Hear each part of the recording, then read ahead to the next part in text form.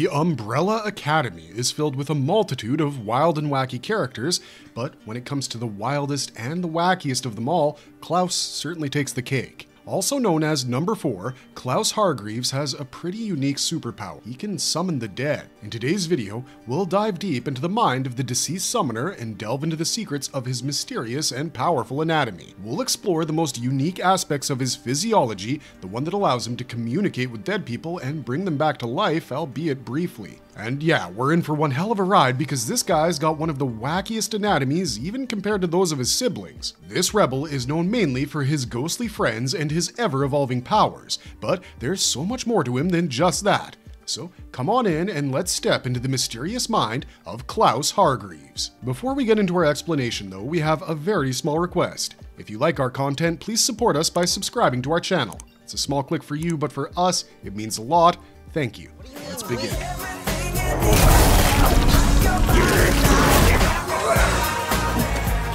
Who is Klaus, aka Number 4? Born in pretty much the exact same way as the rest of his siblings, Klaus stepped into the world on the 1st of October 1989 through the womb of a baffled Amish woman in Pennsylvania named Rachel Hirschberger. Prior to the day of the birth, Rachel had been completely unaware of her pregnancy and had faced the same sort of shock that all the mothers of the rest of Klaus's siblings had. He was then adopted by the wealthy but reclusive Reginald Hargreeves, who planned on weaponizing all these superpowered children and creating an army of sorts, one that could potentially save the world. Staying true to his usual eccentric self, Reginald Hargreeves ranked each of these children by their individual perceived usefulness, with Klaus being awarded the rank of Number 4, much to everyone's surprise. He began speaking to dead people pretty early into his childhood, but this power felt more like a curse to young Klaus, who started taking a cocktail of drugs to cope. After he was discovered doing drugs at 13, his powers were swiftly suppressed, and he was locked up in a mausoleum before he could supposedly do himself any further harm. However, many believe that it was actually because Sir Reginald was afraid he'd wreak havoc upon society. He continued to suffer throughout the rest of his childhood, which kept worsening his mental condition until his mental state reached a point of no return. After a failed attempt to avert an apocalypse, Klaus was transported to Dallas, all the way back into the timeline on the 11th of February 1960. There, he found a space and home for himself as a spiritual cult leader. Although he gained a lot of fame and popularity, his demons continued to haunt him.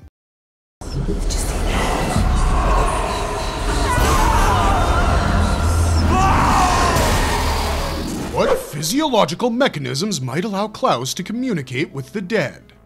Now, we already know that Klaus can communicate with the dead, but here's the catch. He can only do it when he's sober.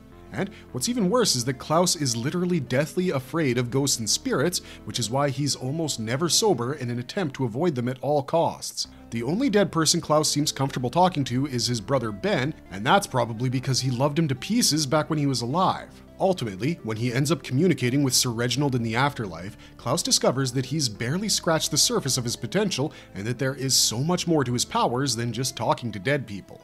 A majority of Klaus's powers work as well as they do thanks to his unique physical attributes that give him access to a plane of existence that we can barely even comprehend. While the exact reason for this is unknown, a few explanations can be drawn up based on what we've seen in the TV show and comics. One of the most popular possible explanations is that his body acts sort of like a conduit or a vessel for energies like the spiritual ones, which allows him to talk to and engage with entities who seek him out. This also means that he could have other residual powers, such as heightened electromagnetic sensitivity or other lesser-known energies that only spirits may possess or emit. Klaus also seems to have a special attunement towards spirits who have unfinished business, suggesting that the more these spirits want to seek him out, the more finely tuned to them he is. He also has the immensely unique ability to make ghosts temporarily corporeal, insofar that they can actually attach their form to the physical plane and wield their powers there. This could suggest that not only is he attuned to their individual energies, but he can also manipulate them at will, and if done right, he has the capability of making himself a weapon of mass destruction.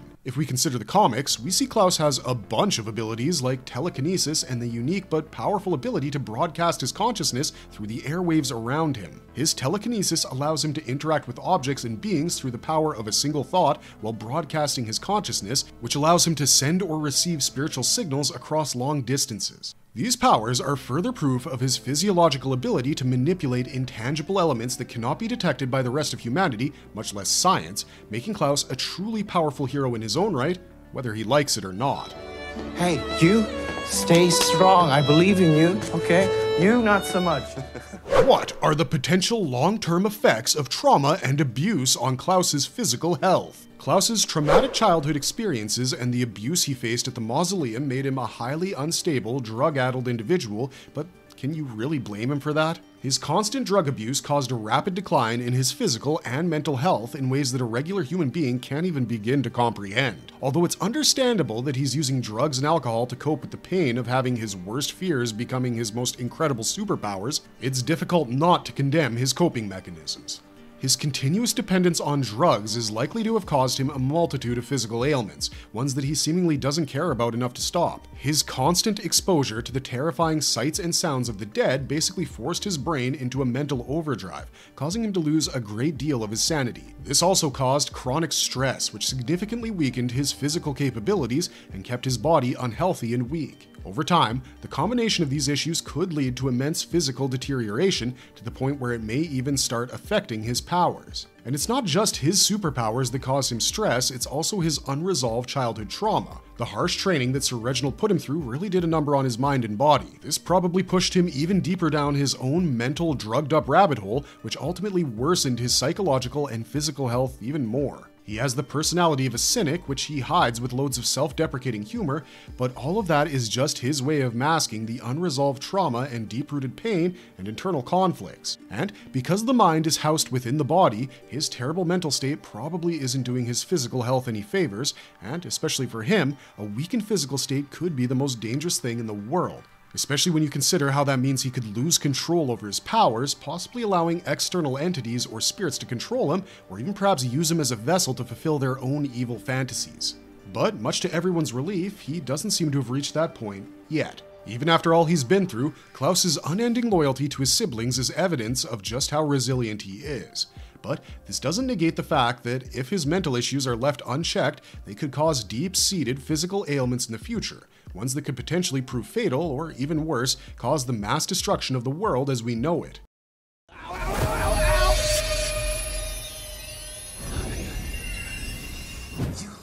Is Klaus able to conjure spirits and manifest them into the real world? After he understood the true extent of his powers, Klaus realized that he could conjure up spirits and make them manifest into the physical world at will. Of course, this new set of powers came with its own set of problems, which for Klaus were nothing short of frustrating. First, and most importantly, he couldn't wield these powers when he was drunk, high, or drugged up. Basically, he could only concentrate hard enough to manifest these spirits when he was sober, which was probably a big bummer for him, we're sure. He also couldn't do it if the spirits were stubborn enough to resist or evade him, which meant that he needed some level of consent to manifest them into the real world. Only when he finally got sober was he able to physically interact with a spirit for the very first time. He was later able to control his powers enough to manifest spirits into the real world as well, albeit temporarily, starting with Ben. He later gained even more control over his powers and was able to summon a whole army of American soldiers to fight by their side. He was also able to summon other less significant spirits at will just to help him escape from sticky situations. Pretty neat, right?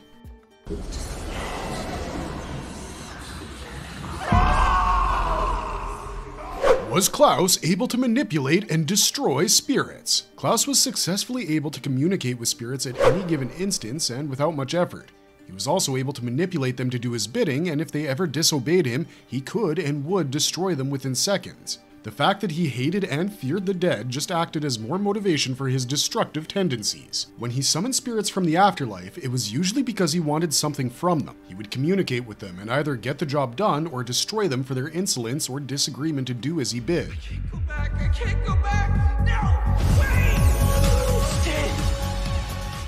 How does the ability of self-resurrection affect Klaus? Klaus has the super cool and super unique ability to revive himself when he dies, either in an instant or a few hours after the time of death. Back when he was still getting used to this power, he'd stay dead for extended periods of time, sometimes over an hour, before he came back to life. But once he got used to dying over and over again and could exercise his powers a little more, he could resurrect himself faster and faster, ultimately coming back to life in a span of mere seconds. This newfound ability not only ensured that it was practically impossible to die, it also made him realize that there was so much potential within him that he had yet to unlock. Unlocking this ability altered his relationship with death and the afterlife, two things that he was terrified of. Because his powers were all about dealing with the dead and attempting to use them for his own personal benefit, they had been nothing but a source of anxiety and dread to him, causing him to create something akin to a trauma bond with his powers. His ability to resurrect, however, gave him the ultimate form of control over them, the ability to control death itself. This helped him resolve his inhibitions and anxieties related to his dealings with the dead to a certain extent,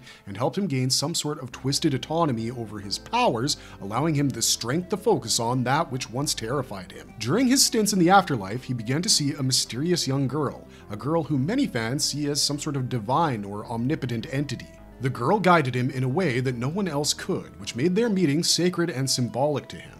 Her guidance allowed him to unlock his potential even further, helping him dive deeper into the layers and layers of his abilities that he had yet to discover. As he ventured further into the afterlife, the muted black and white color scheme around him began to shift and change, representing a shift in his energy and his growing control over the powers he harnessed. The ability to self-resurrect also allowed him to act as a bridge between the worlds of the living and the dead, allowing him to suspend himself in a limbo where he could absorb the knowledge and experiences of both worlds. This newfound knowledge helped him evolve from a reluctant, traumatized member of the Academy to a more self-assured, pivotal figure, causing a marked shift in his personality and confidence.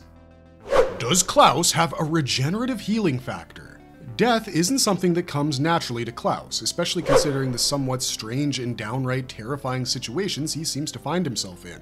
So, a lot of the times, when he died, his death was either brutal or he sustained a number of severe injuries during or before the time of his death. This is where his regenerative healing factor kicks in. After he's resurrected and brought back to life, his body slowly begins to heal from all the injuries he sustained before or during his death. His bones would slowly but surely mend themselves, and even internal organ damage would become a thing of the past. Even if his body burned to ashes or disintegrated to mere specks of dust, he would magically find himself resurrected into a brand new body that exactly matched the one he died in. Pretty neat, right? Is Klaus, aka number 4, immortal? Klaus isn't exactly immortal because, let's face it, he does die, quite a bit actually.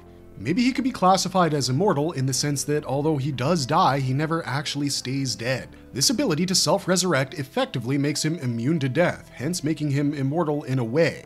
When he first found out he could resurrect, it would take him anywhere between a half hour and an hour, but after putting in a ton of concentrated effort and training into this ability, his resurrection became almost instantaneous. Now, although we learned about this ability pretty late into the show, the makers have been dropping hints about Klaus's hidden powers all along. It's not that hard to realize that as clumsy as he was, he basically didn't know that he even had this ability. This could be because he couldn't activate or control his resurrections through his own free will. They happened to him whether he liked it or not. The simple gist is this: no matter what he does, Klaus simply cannot stay dead. Like, at all. His journey with immortality began when he evaded multiple encounters with death, much to his ignorance and later shock. His reckless lifestyle led to him dying a proper documented death over 50 times, only for him to come back to life in a matter of minutes. As far as Klaus was concerned, he could have just passed out and then come back to his senses in a few minutes. Yeah, resurrection was just that effortless for him.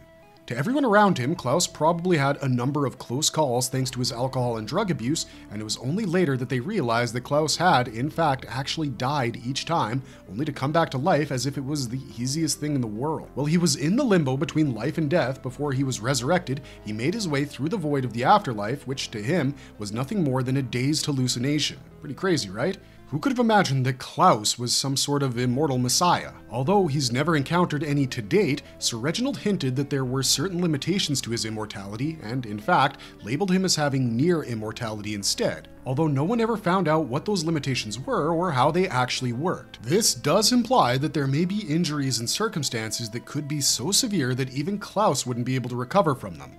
However, after the universe was reset post the apocalypse, Klaus lost access to all his regenerative and resurrection abilities until further notice, making him nothing more than a mere mortal.